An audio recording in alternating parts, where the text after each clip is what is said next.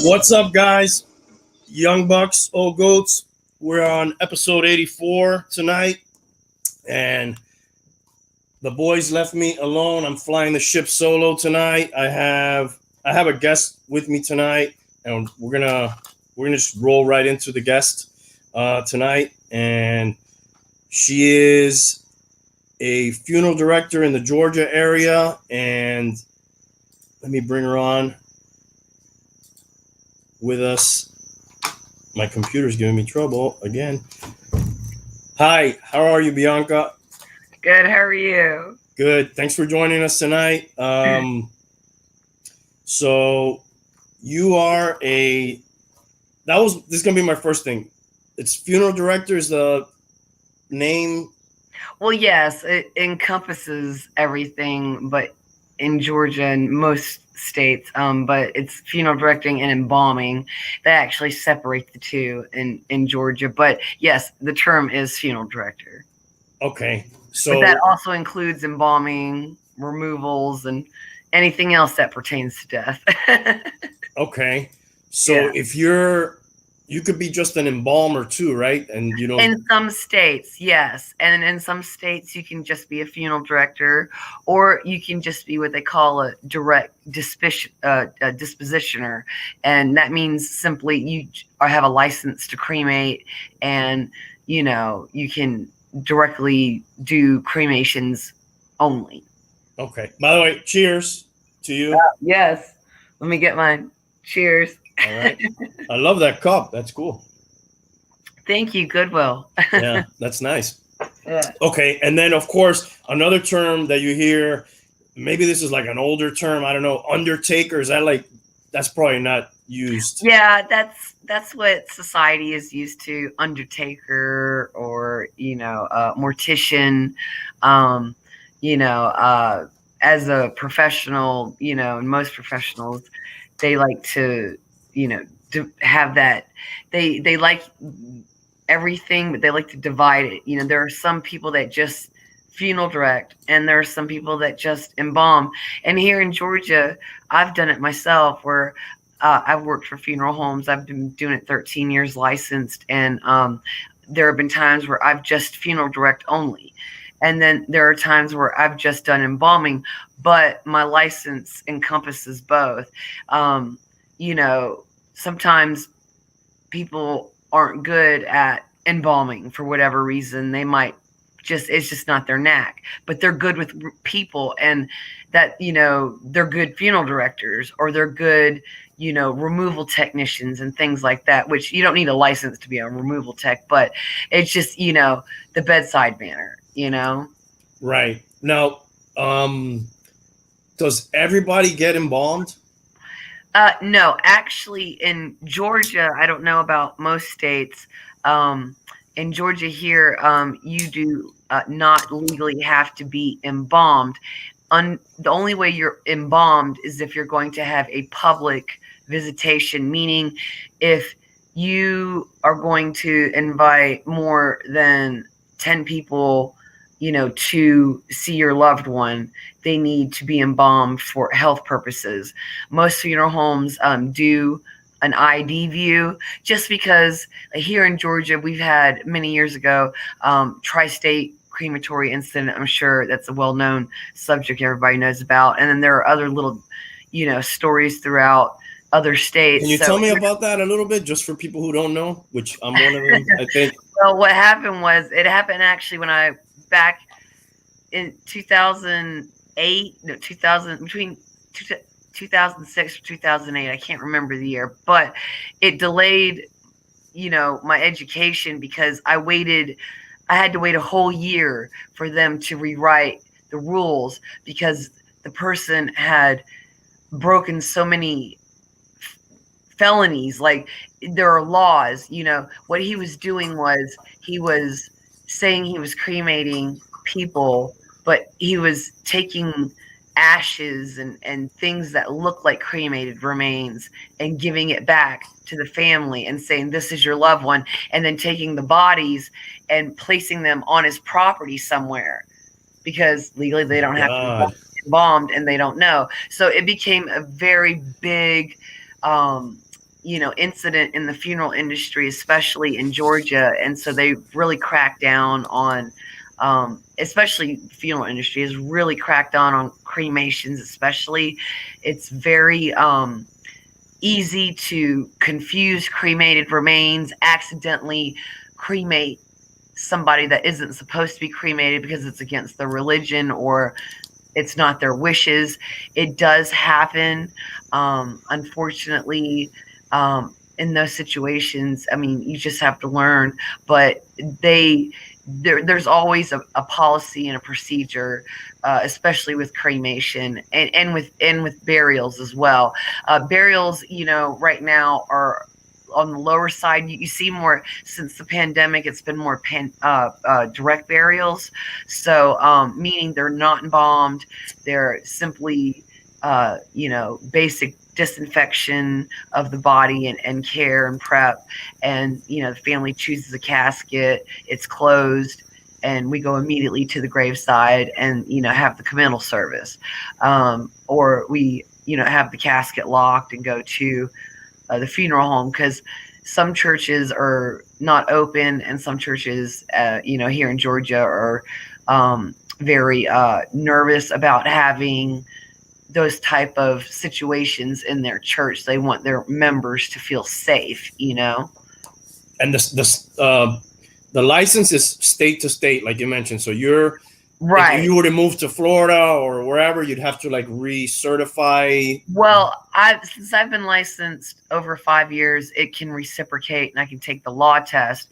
But up north, you need a 4-year degree in some places up north, and a few other states. So right now I have an associate's is really the main thing you need to get your funeral license. You need associates in funeral service, and then you take your national boards upon graduation, and then whatever state you choose to get licensed in, you go take their state law test. Okay. And then you get your license in that particular state, and then you have to stay there. My state is 5 years, and then I can go anywhere and reciprocate. And Okay. that just simply means I take their law test. I think Georgia and maybe New York and a couple, like 3 or 4 other states, have the longest apprenticeships. It's 2 years. Most like Florida, I think theirs is a little over a year. Not very long. Mine was, Georgia's a very long state to get licensed in. You have a lot of people entering the industry, but not completing it to end and actually getting their number and becoming licensed. Yeah, I was going to ask you that, like, what percent, I mean, maybe you don't know the exact numbers, but you can give me an idea. Like, what percent of people that, say, oh, I want to get into this, I'm going to start studying, don't like really see it all the way through? So I'll put it to you like this. When I went to my, funeral school, I went to Ogeechee Technical College, by the way. When I went there, my professor told me, look around you, because half these people won't be here after the first semester. And they were right. So say you start with a classroom of 20 people, by, second semester, 5 drop out, and then 5 more drop out. So by the time you actually get to the end of your, degree, you're walking with maybe 6 to 10 people. At my school, now I know there are other schools in Georgia, their rates are a little higher, but a lot of people, it's work. People, when they think of the funeral industry, whatever state you're in, they think, oh, goth, and you wear black, and you get to drive a hearse, and you get to hang out with dead bodies. It's way more than that. I mean, you're literally dealing with people on the worst day of their life, and you have to keep it together for them. And then you have to, work within a budget and make sure they're getting everything they need, so that they can fulfill their desire, and it's really hard sometimes because not a lot of let's face it, not a lot of families, have money on standby for, a sudden death or whatever. It's different if a person's older. Usually they have a prearrangement or some sort of money, a burial insurance of some sort, life insurance set aside. But, me, I'm 37. I don't have, maybe I have money for a direct cremation, but I don't have money for a burial. Yeah, because what are we talking about? Can you give us an idea of what the costs are? Just, ballpark? Well, you're looking between, 6 and 10,000, depending on what type of funeral you want. That's just for the funeral part. Now, a lot of people get confused. You have a funeral aspect, and then you have a cemetery aspect. So just because it costs, let's say, 6,000 for the funeral, you still need to buy the burial plots if you don't have them, the vault, which is required by most perpetual care cemeteries. There are two types: non-perpetual care, meaning they are a family-owned or privately owned or church-owned cemetery, and they don't care if you have a vault, or a perpetual care cemetery, like, say, Oakland Cemetery, one of the most famous cemeteries in Atlanta. They require a vault. A vault is used to keep the ground level and pretty, and to protect the casket from damage. It's like a concrete box for your coffin, right? There's levels of it, and it depends on what you're looking for. But the objective is to keep, the ground level, and to protect the casket and the ground, just everything around it. Because think about the grave next to you. If you don't have a vault, what if they hit the vault next to it? And that's happened before. I've seen that, where we're in a church cemetery, there's no rules. We mark out the grave and they accidentally nick the vault next to it. Mm-hmm. Then you got to get that family a new vault, because that's the right thing to do. Right. So now you're losing money because you're coming out of pocket, because usually a church cemetery doesn't have, a cemetery crew like a perpetual care cemetery would. And they have their own grave diggers and backhoes and dirt, and they know how to do it. They get in there and they have their lowering devices for the casket. If it's a niche, they know what to do. If it's, a mausoleum burial, they know what to do. But it's a lot harder if it's a private cemetery. So we're talking, if you're getting put in the ground, you're looking at like minimum 10 grand. Well, it depends on how much, what cemetery property is like real estate. Mm-hmm. So, and I hate to put it like that, but I'm trying to be real. Yeah. It technically is. It's your property. So depending on where you want to be buried is going to be based on the price. And most cemeteries are very well priced, I think. But let's just say, for me, I've seen in the last year the cheapest, or I hate to say that word, the most moderately priced grave site has been $1,500 to $2,000. So let's just say it's $2,000. Now you're up, from $6,000 to $8,000. Okay, and now that's just if you don't get, if you're doing everything basic, like, and that's just if you get a basic casket, a normal register book, 50 folders. If you're wanting something more than that, then that's where things kind of start to add up. And death certificates, like, let's not forget that you always need a death certificate. So each county is different, each state is different. I know in Georgia it's the same, 25 for the first, 5 for each additional. I always encourage my families to get more than less. Don't go crazy and get like 25, but if you think you need 5, go ahead and get 10. And that's what you need for like any, all the stuff that comes after, changing property and stuff like that.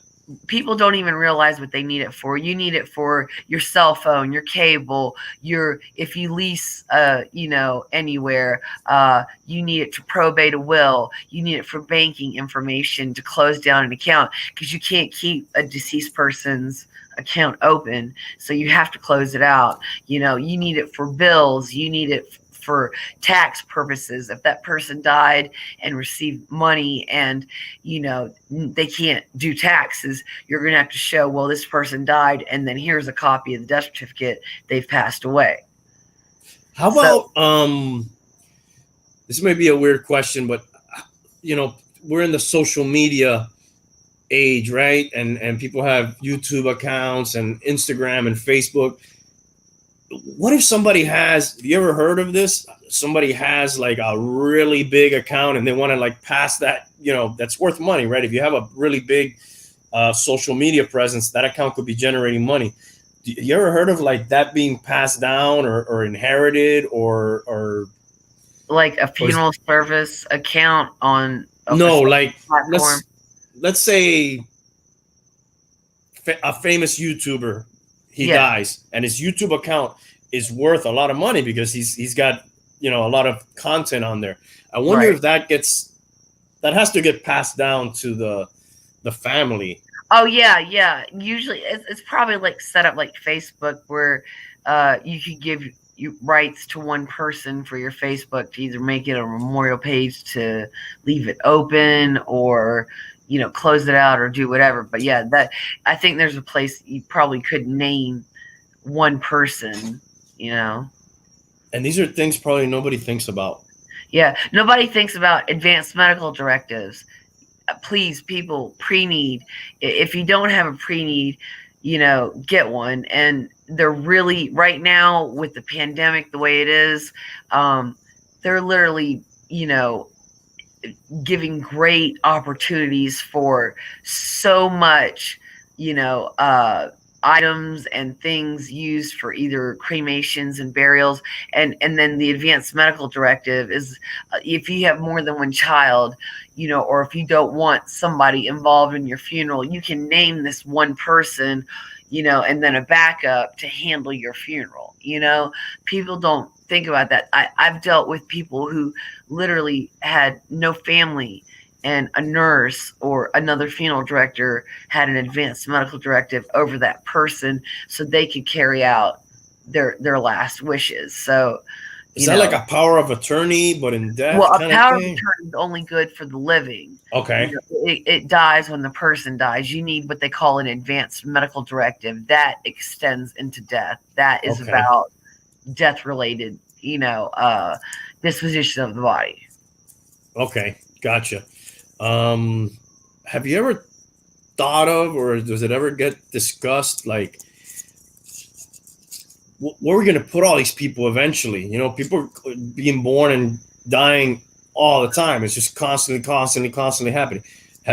You ever think about like, we're going to run out of room for all these people at some point? I know there's a lot of land, but yeah, and I think the funeral industry is kind of heading to more cremation and green burial,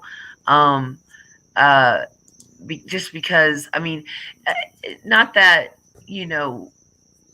it's bad to bury anybody, because actually you're going green, you're saving land, you're using that land, you're preserving it, it's a sacred place, but I don't think we're like Japan where we got to do nothing but cremations. I think the United States is coming up with new and inventive ways to remember your loved one, whether it's through burial or cremation. You can get a diamond made out of your cremated remains. You could do a green burial and, have flowers over you. You could be cremated and put into an ossuary, for like a cremated ossuary remains receptacle for other remains to go in and be with a plaque, or you can do so many things. Be made into stones, diamonds, bullets, records. Wow. The list goes on. That's just on top of cremation jewelry. How much is it to get made into a record? I haven't priced that yet, but I'm thinking it's a couple $100. That's pretty cool. Yeah. Now, have you ever had anybody?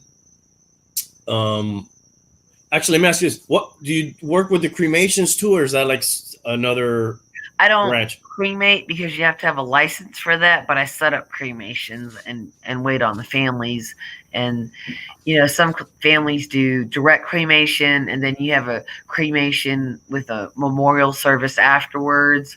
And then sometimes they'll, take the urn and urn it in a niche, or they will take it home with them, or we'll divide it up and give like the bigger one to the main person and the smaller one to the other family members if they want. Or again, we have cremation jewelry. I don't know if you've ever heard of that. Necklaces, No. bracelets, rings, Oh wow. thumbies. We take a lot of thumbies. With cremation, a lot of people now take a thumbprint of the deceased and keep it on file just in case something comes up, positive or negative. But usually it's used for jewelry. You can actually get a thumbprint made of your loved one and initials and or something, a saying on the back. Okay. What percentage of people are getting cremated nowadays in that area, would you say, as opposed to the Oh my traditional? God, I would say it's over 50. I'd say like 70% of people are doing cremation. It's Just must be cheaper. going up and It's up and more up. moderately priced, and it's more flexible. With a burial, burials are time sensitive, and sometimes it doesn't work around everybody's schedule. With a cremation, you can cremate and then have a service later on when everybody can get together, and it Right. allows flexibility for everybody to properly mourn. Is a person that's getting cremated getting embalmed if they're being viewed, or does that embalming not happen usually when you're getting cremated? It usually doesn't happen unless the funeral director feels like maybe this needs to happen and explains to the family these are the circumstances why. And 9 times out of 10 they would say, we're just going to give you the embalming so you can view your loved one. But usually it does not happen. They do that for a burial. They wait till the person is completely embalmed and fully dressed and in the casket before they see them. For cremation, we do what they call a mini prep, and we clean them up and make them look peaceful. And then the family usually gets about 15 to 30 minutes, and it's a small crowd, 5 people, and they're not involved, and you're allowed to do that. Because it is time sensitive. If you're going to take too long to do the cremation, you probably have to do it, right? Is that kind of how Well, it yeah, goes? cremation is always time sensitive because, I mean, even though the body is in, a refrigerated unit, like a cooler, um, you know, it, it only lasts so long. I mean, things break down. So, we try to get the family in as soon as possible to, if they want to make that ID view and have that personal time with their loved one before cremation. They can always do a witness too. Not a lot of people realize you can witness the cremation, meaning most funeral homes have a room set up where you can start the cremation yourself before saying your final goodbyes, and then the person will be cremated, and the curtain will close, and that'll be the end of the witness, and then they can come back later and take their loved one with them. What's the average time that process takes from when they turn that on to when that's done? Do you know? Usually about, depending on if it's like what part of the day it is, about 4 hours from beginning to end. Okay. Hey, and if anybody's watching right now, you can go ahead and ask any questions in the comments. There's a chat on the side. If anybody wants to ask anything, you can go ahead and do that. And I had a few more questions here. has anybody ever we talked about planning. I know some people are real, it's probably rare, but some people are good about, they already have a plot. They probably already Oh have. yeah. But has anybody ever gone so far as to say, like, okay, I want this person to be the one that embalms me? Does Oh that yeah. ever happen? You can request an embalmer. Is that not that crazy? No, that is not crazy. There are some people that even other funeral directors. I mean, I know several funeral directors, including myself. It's like if I die, I want that person to embalm me. And so, like, they already meet these people while they're living and already arrange for that. Oh yeah, they tell them. Oh, once they see their work, they're like, "Yeah, you got it. Yeah, you're doing me." You know, And is that weird? No, it is not. A lot of people think, "Oh my God, no." You can use the funeral home embalmer, but if for whatever reason a funeral director that embalms, or you've heard of another good embalmer, you can ask for their services and have them, take care of your loved one. Most people, I mean, it might upset the funeral home a little, but at the end of the day, it's not a weird request. Okay. Yeah, I was just wondering about that. How about, can you take me through, like, how it works? Let's just say somebody, just a scenario. Somebody slips and falls in their bathroom and they bump their head really bad. They pass away.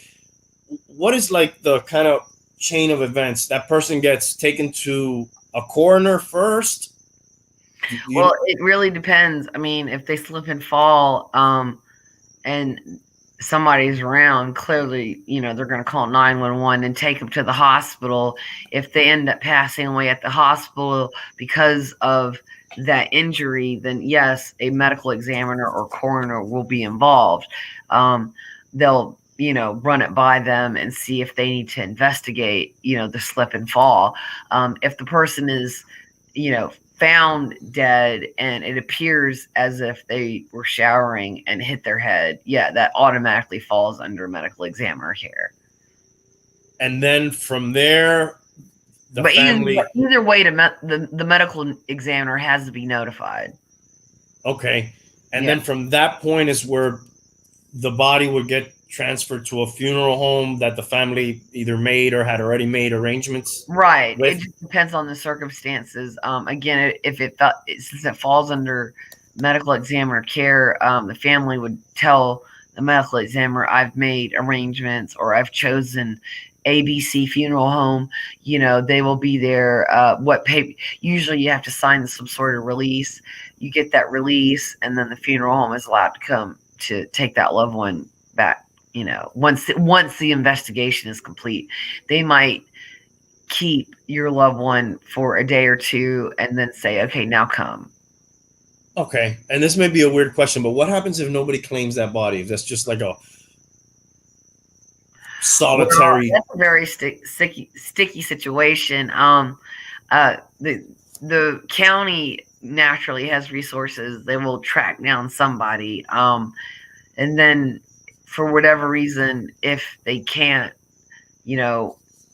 find any living relative, they would go to probate court, petition for, probably a cremation, and, have some sort of communal, burial. They'll be placed in a grave with other cremated remains, or maybe a niche of some sort, or, something of that nature. Okay. A lot of counties here in Georgia, they really don't give a lot of money for burial. They pay more for cremation. And obviously, I probably should ask this question sooner, and it's probably one that comes up immediately when people think of this job. Would you say that the pandemic has been, I hate to say good or bad for business, but has it been busier because of it, or less? Obviously, there's more people dying because of it, but I know there was a less in-person funeral. So, like, how does that all work out? Has it been? It was a catch-22. there were some funeral homes I know of in Georgia that struggled because, they wanted things done a certain way. And then there were other funeral homes that, did great. I think a lot of that is because they had, good cremation prices, and the funeral homes that were struggling were the old timey type funeral homes that always did things a certain way. So it was always burial, like cremation. They did cremation, but it's like we do burial here. It was the combos that were suffering. Because see, if you go to the funeral home and make your arrangements, and they give you a deal on a cemetery grave, so you keep it all in one area. You know, Right. it was just hard. Both good and bad. I mean, yes, it was smaller crowds, but it was bad because it was smaller crowds. Like, how do you tell a family with, 5 children and their spouses and grandchildren, and children, that's too many people? It's 10 people, including me, your loved one, and the minister. You know, Yeah. it was really hard. And some states are probably like way more strict. Well, definitely, way more strict than others. Where maybe some people, even really close family members, maybe didn't get an opportunity to do that. I guess, yeah. Just with anything else, it changed the whole game in that industry. I guess we have Jay Anthony has a question here. Maybe you can try to answer it. What's up, Jay? Thanks for the question. He wants to know, are deceased people contagious?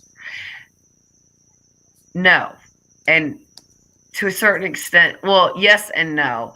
I mean, if they are not embalmed and they do die with, a disease, some sort of contagious disease, then yes, all universal precautions are used at any given moment in time when you are in contact with that, loved one. And we, as a funeral director, the family already knows the circumstances.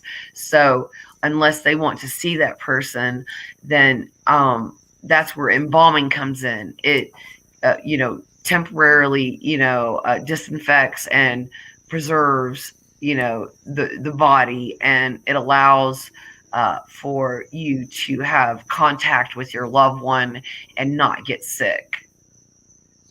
Yeah, and you guys are you're part surgeon, you're part mad scientist, artist, makeup artist, flower arranger, beautician, fashion. You exactly. dress. So it's like a bunch of, and then also you mentioned earlier, some people are really good at embalming, but then they're not that good talking to people. I've been to some funerals where the person there, I assume they were the director. I was like, Jesus Christ, how can this person be the one doing this job? They're so rude. Right.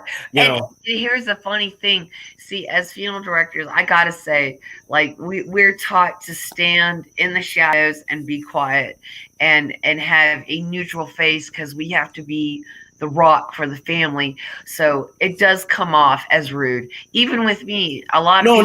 Not that. That's cool though. I mean, like, I had an incident, whatever. Sorry to interrupt you, but that's fine. No. I think that's perfect. That's what you should be. Yeah. Right. Yeah. But there are some funeral directors out there that are a little extra, and it's like, come on, guys, like, it's a funeral. But I'm not trying to like down any of my colleagues. I'm just saying, you got the old school, you got the new school, and everybody does it differently. You can learn so much from each side. It's funny, but the older you find that more in the older generation, a lot of people take that as rude, but that's just how they roll. What's up? Do you have the funerals I've been to here? I'm Cuban. I was born in Cuba. I came very small, so I've been to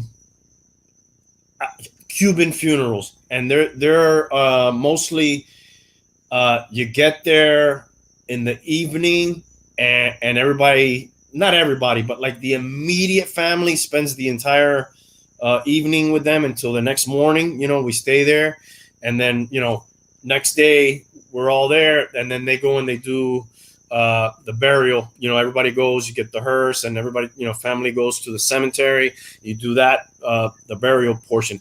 Is that atypical to what you deal with normal? I see. I'm only in that bubble where I've only been to that kind of. So here's the thing. I'm Puerto Rican and too. My mom's Puerto Rican. And it is custom for cultures. Especially Latina, Spanish, and Jewish customs for either the family or a person to stay with their loved one overnight. That's not uncommon. Unfortunately, though, you do have to pay for the funeral director's time, because the funeral director in Georgia needs to be with the body at all times. So it's okay for the family to stay there. They would just have to, the bill would be adjusted to fix that. Yeah, you're paying for time. You got to pay for that time. Yeah. Yeah. But like if this was Puerto Rico or Cuba, that probably would be included in the funeral bill. It would be the standard. It would be standard, but it Exactly. isn't, right? Like a traditional non-Hispanic funeral would not be like that, right? No. They usually. What is it like? They usually do a visitation the night before, and a visitation before the funeral, and then the funeral, and then the service, and then the committal service, and then sometimes they choose to have a repast where everybody gets together and eats. And sometimes that might be at the funeral home or the church or a restaurant they've made, reservations at, Or sometimes they do it all in one day. Recently, the last, 2 years, people have been doing it we'll say, like, you get the chapel for 3 hours. So you can do a 2-hour visitation and a 1-hour service. And people have been jumping all over that. They're like, we can do it all in one day? Like, yeah, sure. Then what's next? The next day you go do the cemetery, or if right after the service is over, we immediately do the procession, get the escorts in line, put the loved one in the hearse, and go to the graveside, and then do the committal. Okay. Now, Can I pull this off? This is what I want to do. All right. Let me know if you ever heard of this or it's possible. I want to have music and like an open bar. Yeah. Can you do that? You can do that. You can have really, really, a lot of funeral homes say they don't like offensive music with like curse words, but honestly, a true funeral director and a funeral home would honor those wishes with the music, whatever music it is, as long as it's not like evil type stuff, like satanic. But that's what I wanted. Damn. Well, it just depends. Like, I mean, if you want like Led Zeppelin, yeah. If you want Cannibal Corpse, I don't know, man. We're going to, pay a little extra, maybe. Yeah, pay a little extra. We're like, let you know, by the way, we're playing Cannibal Corpse. But anyways, no, we can do that. And then, yes, alcohol can be served at a funeral home. You would have to pay for a person. Most funeral homes know somebody, and they have what they call a pour license. You need a liquor license. Like, just because I'm a funeral director and you want to have alcohol at your beer, I can't pour the beer. I need somebody with a license to do it. Gotcha. Yeah, you get it too. Third contract. Get them in there, contract them in.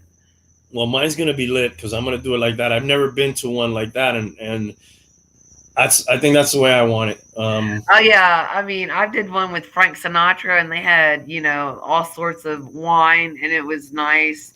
We had high top tables. It was really nice. Me, I want a Viking funeral, but I don't own a boat, so which is getting burned at sea, right? That's what that is. Just find a yacht and throw me on it and set it on fire. That's all right. Yeah. Play some really cool music, Marilyn Manson or something. I don't know. Cool. Well, you left a record now. It's going to stay on YouTube forever, so everybody knows how you want it done now. Don't cry for me, party. Yeah, right. Like, well, you know, I mean, I'm not. Might as well have a good time. Why, you know?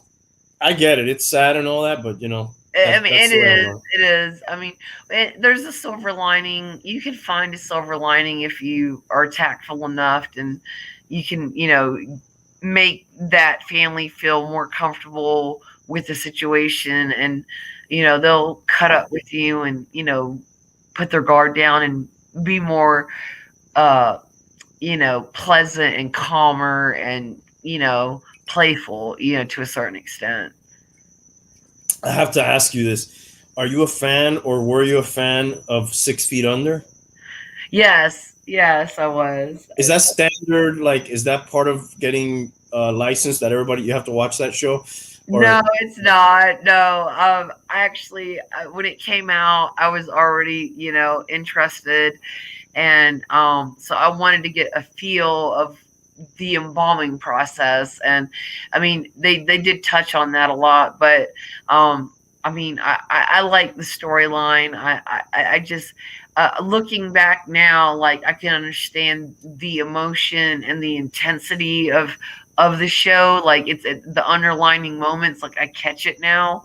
I understand it as a funeral director. They were now I understand what they were playing on. Like, of course, when I saw it, I was younger, so I was like, "Oh, yay, death!" But I get it now. Like, it makes sense. I yeah, like.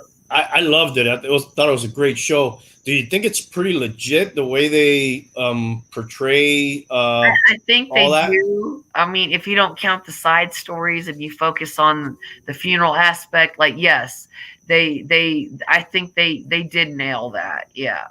Okay, yeah, they probably did like a lot of research and talked to a lot of people and to make Right. it authentic.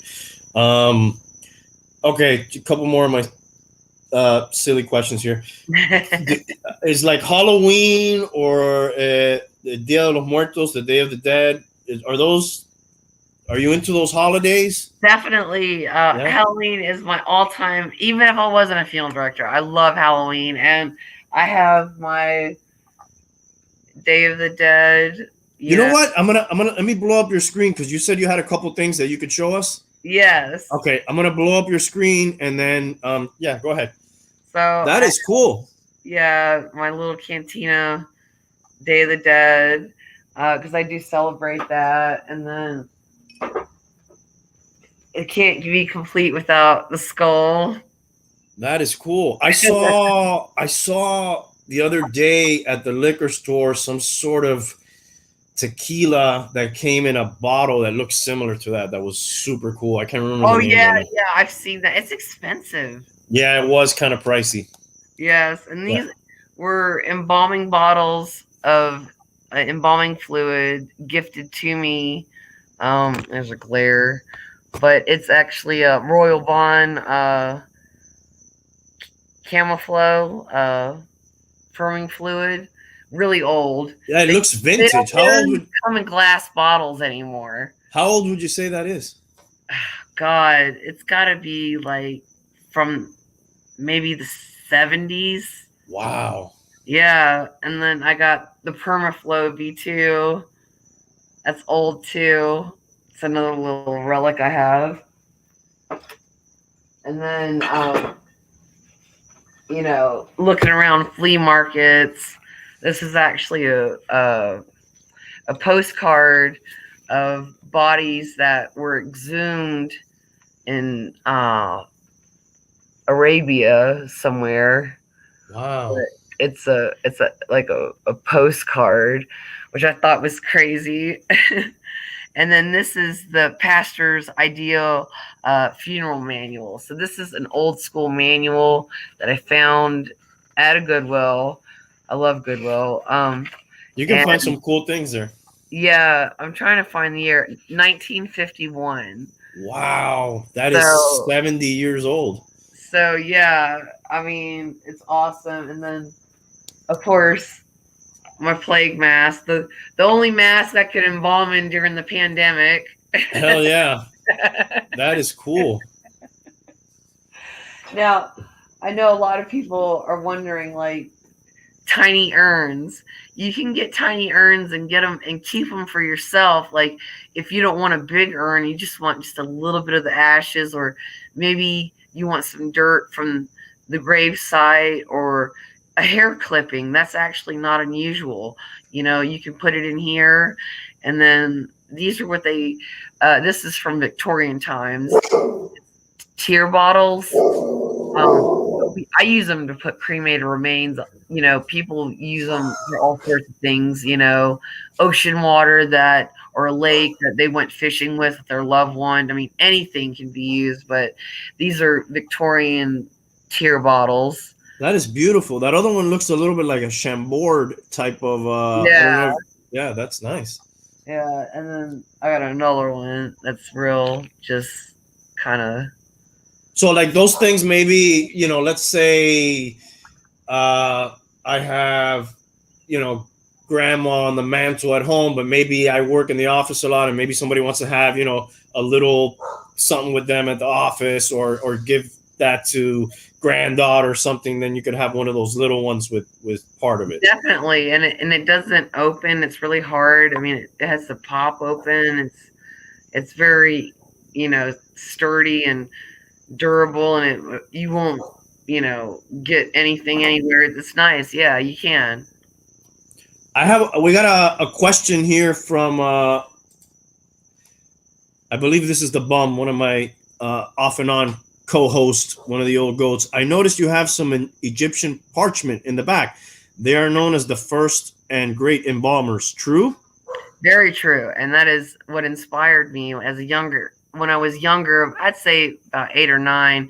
I really got into the Egyptian culture, and I've always thought, wow, like they put organs in canopic jars, and they use resins and arsenic to embalm people, and each person was embalmed differently depending on their status. Like, I found that very interesting. So yes, they are good. They're known for embalming, and the English people, England is known for, or I'm sorry, Roman is known for the funeral directing. England made it real popular with the casket company and the funeral home in the same area. When there was never a cremation. Mm-hmm. Yeah, I remember that used to be when I was growing up. I don't want to say taboo, but like I remember hearing like I was brought up in like the Catholic Church, and correct me wrong. At one time they were against it. Is that right? Yeah, cremation. Yeah, now they're not. You can get cremated. You have to have a service, and they have to be buried. You can't keep them. Okay, that's the letter of the law. Yeah. With them. Okay. Now, when you get a body that you're going to prepare, do you get like a paperwork that lets you know what happened to them, or that's just like not even? Yeah, we get a pronouncement of death, and we usually ask the nurses questions about the person, just so we know when we send our care team out there what they're up against and what we're up against. So if that person has a contagious, disease, AIDS or COVID or something like that, we need to know about it so we can gear up and go to that removal already ready. Absolutely. So you got to know what you're dealing with. Right. And when you're doing it, do you ever like maybe a weird question too? I know I would. This is why I'm asking. Do you look and you're like, oh, I wonder what happened. I wonder what this person's life was like. I wonder. Yeah. You ever start thinking about those type of things? Oh, yeah. You make up like an idea in your head? Yeah, and sometimes you get a feeling like, I bet this person was funny, and then you meet their family and they're like, oh, my loved one was, the life of the party. I was like, yeah, I got that feeling when I was around them, Wow. Yeah, that's true. Or they'll have a tattoo and it'll come up during arrangements. It's like, I thought that, somebody like Superman one time. I never thought about that. The tattoos are like a great Yeah. little So story. he did like Superman, memorial folders, and they were like, oh my God. Or, Grandpa was like an avid retired trucker. He was a trucker and he's retired. Like, we, incorporate that into the funeral, or the Absolutely. cremation or whatever we could. That's crazy. I never thought about that. I always think about old people with tattoos, but I never think of like, yeah, well, you're gonna end up on that table one day, and that's gonna tell probably a little story. That's going to tell me a story about you, and I'm going to try to talk to your family. Well, I saw this. Like, do you want to do this? Right. Yeah. My job is to guide you into selecting something that you want, that memorializes you. So, I mean, we do it down to the colors, funeral directors, if you say to a funeral director, oh, Mommy's color was purple, we'll have on, purple suits or purple ties or something with purple on it, Wow, that's cool. Yeah, so you can be part of. Well, you are part. You're a major part. So yeah, that's cool. I want to show. You mentioned something about some hearses. Let me see if I can share my screen, and I want to take a look at some of these before we go. Is this the one that you told me that you like? The 2000, yeah, S&S masterpiece. Oh God, yes, I love that car. I love This is driving. a Cadillac, basically, right? It is. It's a Cadillac cut in half and extended to make a hearse. That is Oh, they drive sharp. smooth. Oh my God. Does anybody? I'm into old cars, so I have like a. Well, I like the boxy hearses from the 80s. Those are pretty cool too. What's like a cool vintage hearse I can look up here? Like 80s hearse. Trust me, you'll get a lot of hits. Okay, let's see. It's probably like a very boxy. Yeah, it is a boxy one. Yeah, there you go. Exactly. See, I want to roll in one of these. Yeah, I want Probably. mine in red though. They make them in red. Red Hat Club. It's gonna be the Red Hearse Club. Look at this thing. Oh yeah, What is that? that. Oh my God, Let's see. Let's see if they have a red one. it's like got a pull out. Does anybody carry one of these old school ones? Oh yeah, you get those all the time. Yeah. As a matter of fact, they might use those and they'll keep it in great, condition and have it for removal, but might have like say something like an S&S masterpiece just for funerals. Okay, so So you got your higher end hearse and your lower end hearse. and they may keep around one of these vintage ones for anybody that wants one of those. Right. Yeah, we could definitely use it on a procession if they liked it. Yeah, I'd want a vintage one, but then I'd break down on my way to the burial, knowing me. That's probably what would happen to mine.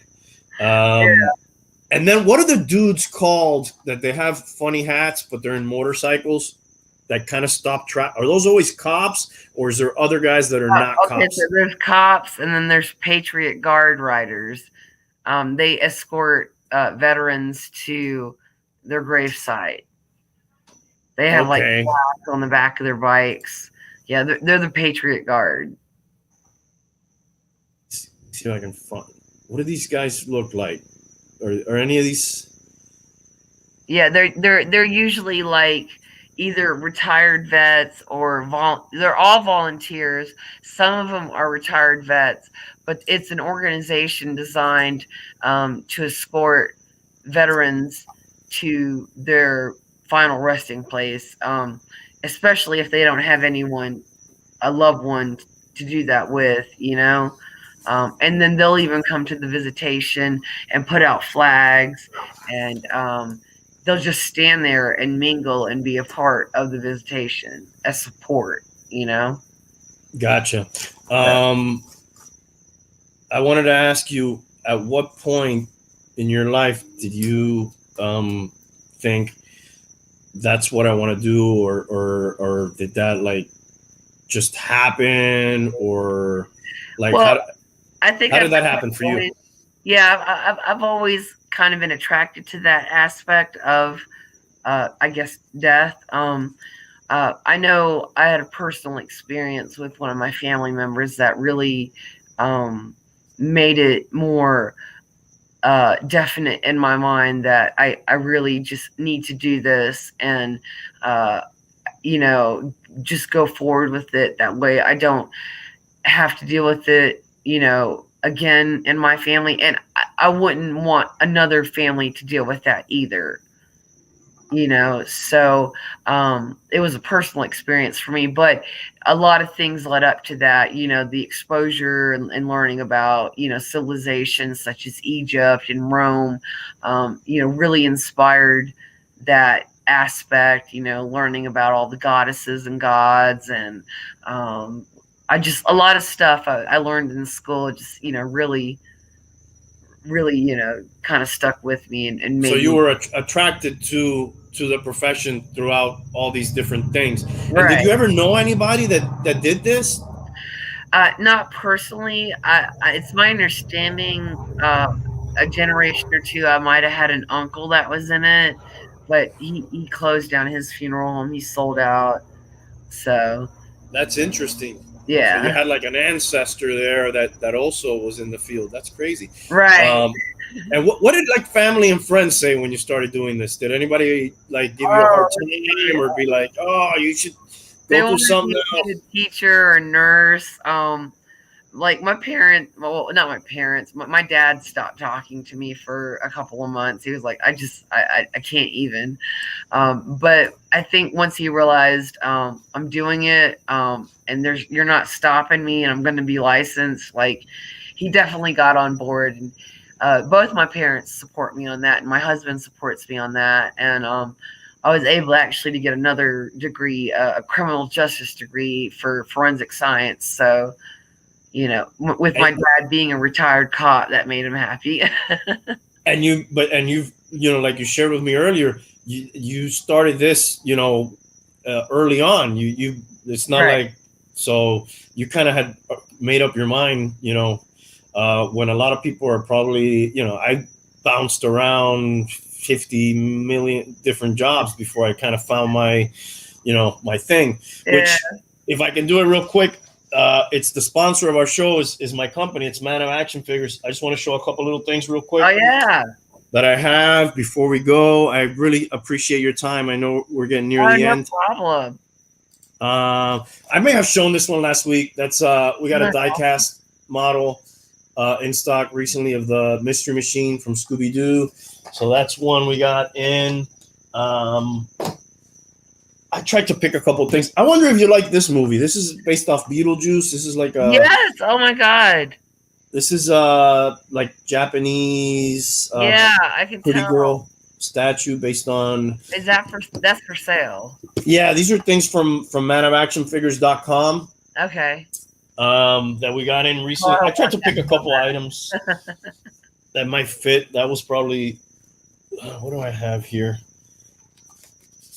You're probably not going to be able to see this one too good. This is we got a oh Catwoman yeah.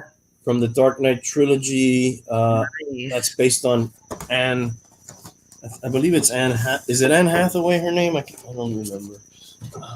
We got a. Can I carry this without destroying everything? We've got a Todd McFarlane Batman statue, black and Oh white, in stock this week. All right, don't drop this, Randy. wow. Don't drop it. All right, I'll put it over there later. I feel like I'm going to drop that. Lord of the Rings, we got a 1/6 scale Aragorn figure from, was that from Asmus Toys? And then I think that's enough. We got a Batman figure also, similar to the Catwoman figure. That's manofactionfigures.com. If you're in South Florida, 27551 South Dixie Highway. And phone number is 305-255-1987 for them. manofactionfigures.com. Let me see if I missed any questions that I wanted to ask. Is there anything that you would like to say? Maybe some advice. Hey, people, donate your organs if you can, or Your organs are worth so much money. Sell but you them. No, seriously. can you? Can we do that? I'll put them on the block. Mine. I don't know. My liver probably not worth Black much. market. Yeah, my liver probably not a good one to sell. Yeah. Or my lungs. Now that I think. Yeah, of it. I hear that. Me too. Um, I don't have anything. I mean, the only thing I can say is advanced medical directive and, pre-plan, whether it's through a pre-arrangement or life insurance, like do that for yourself. Like, don't be afraid to talk about what needs to happen, because it literally can happen in a blink of an eye. yeah, even young people, Oh, that's yeah. probably the most unprepared and shocking. That happened to me a few years ago with a dear friend of mine, and like nobody was expecting that. Like nobody, that just caught everybody by surprise. So it's kind of, I feel like they almost don't, they hammer us over the head with like so many other things, like 5G, for example. That everywhere I turn, they're like 5G, 5G, 5G. Yeah. But like nobody ever, unless you get old, they don't really talk about that. And it's what a thing to do for your family now. Sorry? I said, have that conversation now, especially with the pandemic. I mean, there have been 20-year-olds that have died, and that have been in perfect health. Like I'm always an advocate of having that conversation. What would you like? Even if it's not direct, you can be subtle, like, hey, if you ever thought about, if you passed away, like, what would you like at your funeral? Like, what's your favorite flower? What's your favorite color? What song do you like? Things like that. It's the small things that make the biggest difference. I think I'm going to work on like a playlist. I'll have a playlist ready. I'll save it somewhere, and then, have somebody play. Okay, let me ask you something else before you go. Okay. And if you don't want to answer, you don't have to, obviously. Can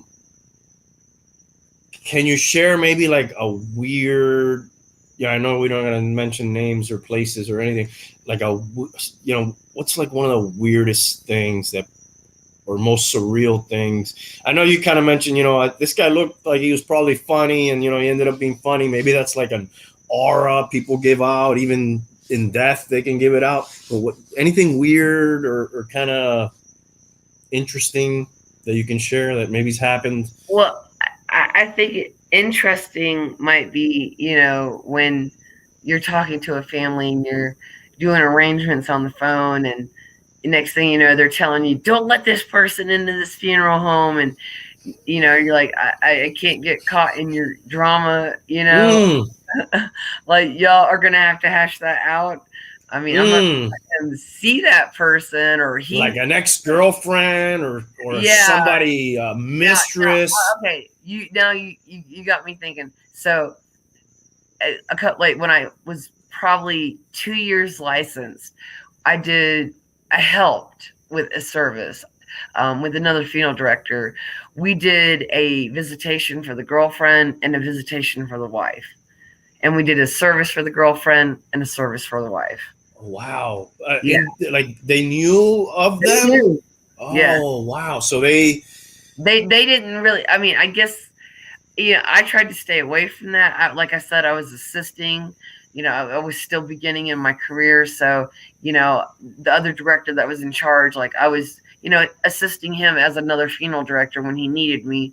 But from what I gather and remember from his conversation, yeah, it was one of those, we know, but we don't like each other's situations, but we don't want to cause a scene. And it just makes it really hard, on the staff. Yeah, I can imagine. Like, are you with this person or this person? It can be awkward, yeah. Okay, yeah. Let me ask you, like, maybe too personal, and again, you don't have to answer if you don't want to. Well, what do you think happens when you die? Like, where do I go? What do I think? What are my Is beliefs? there an afterlife? Is it just like before we Yeah, were born? I do believe there is an afterlife. Do we reincarnate? I mean, man, I hate people. If I could be reincarnated, I better come back as like a bike or something, a rock. I don't know. No, seriously though, I do believe, in an afterlife, and I do believe, if you live a good life, you'll, get a good afterlife, and if you live a bad life, you're gonna get a bad afterlife. So you believe there's something else there? Yeah, I mean, Not necessarily reincarnation. who knows? I mean, I, I like to be open We don't minded. know. Yeah, nobody knows. It could be reincarnation. Who knows? We all get reincarnated at some point. Maybe. I heard something interesting. I don't remember where. I mentioned it before that it's like a reincarnation theory. This one, so like we keep doing it over and over again until you kind of get it right, and then sometimes you meet people and you're like, wow, they got their shit together. And it almost seems like that person's lived. They may not necessarily be old, but it may seem like they've done this before. They got their shit together. They treat people well. They're courteous to other people. I don't know. I'd like to think maybe that's sometimes true, that I think it is. you don't necessarily are totally bad or totally good, but you're always working to be better. You're working to be a good human. Yeah. So that's the most important thing, right? I think.